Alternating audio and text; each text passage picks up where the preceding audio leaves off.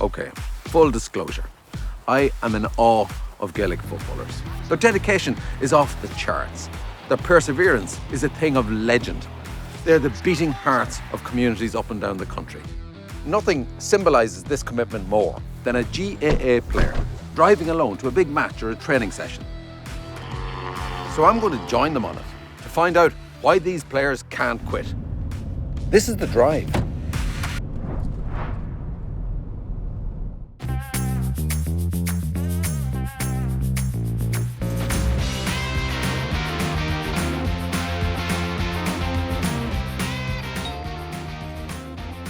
Hello. Hey Niall, how are you? How's things? Lovely to meet you.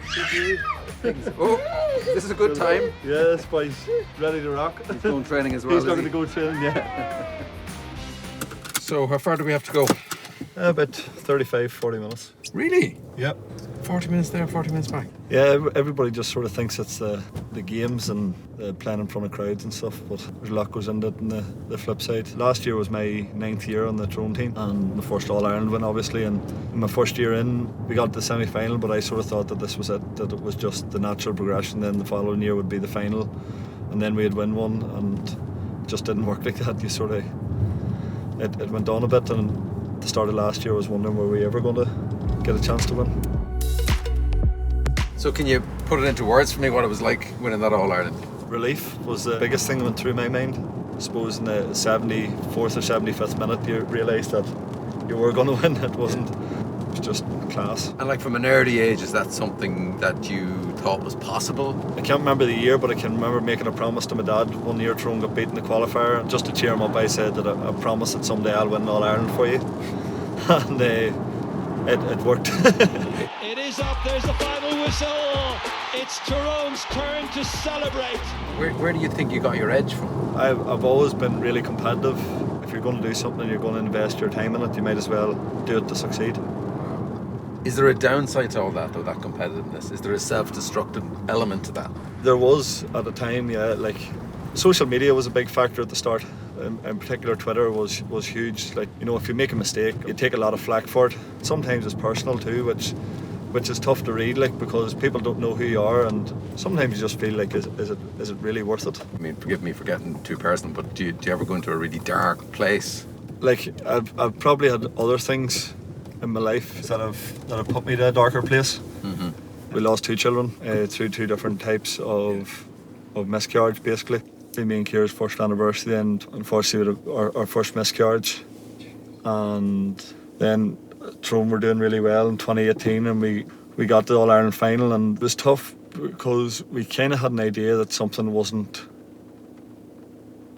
going well, like in the middle of the pregnancy. So on the Monday of the All-Ireland final, we were told that there was nothing they could do, and it was just a complete disaster. So we lost All-Ireland, obviously, and people probably thought, geez, there's a boy that doesn't really care much, because I just, like, the final whistle sort of walked off the pitch, like. Yeah. You know, I had a lot more important things that had happened to me that week, and they had no idea, like. And but it obviously made you stronger. Absolutely, and things have changed so much, and it's definitely changed for the better because people are more aware of mental health in general and the stigma that's attached to it.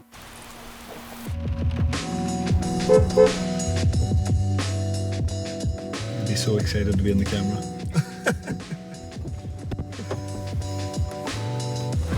Evening, man. Hello there, how are you? Lovely to meet you, Martin. And you, yes. How are you? How are you keeping? You must be very proud of this lad. Okay. We all are, sure. How do you feel, Martin, like when you read it, someone criticising Niall like this? I hate it.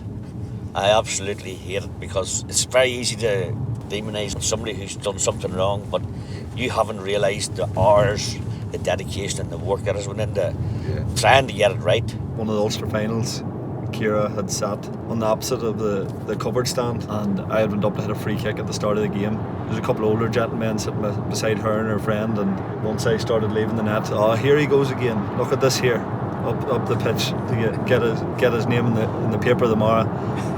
And Ciara had sort of looked at them and said, you know, maybe he's just doing what he's told. Maybe Mickey Hart's asked him. No, this boy's at it all the time. He's always looking to get up and get a free kick. Ciara says, no, I think, you know, he's just doing what he's told. And how would you know? Do you know him? Keir says, yeah, he's my boyfriend. So the two men, oh well, he's not that bad at them all the same. I have to say. Looking to try and get Tyrone going, and he does so with a perfectly executed 45, and it's 2 points to 1, and they're a little happier now. Martin, can I ask you a little bit just about the importance of like the club scene in terms of binding the community together? Massive round here. The whole club thing here is very tight. It's just part of life. I mean, do you see more cross-community participation in Gaelic football? I would hope to see it. I would love for people to understand how welcoming GAA clubs are, and not to automatically associate GAA clubs with republicanism. Yeah.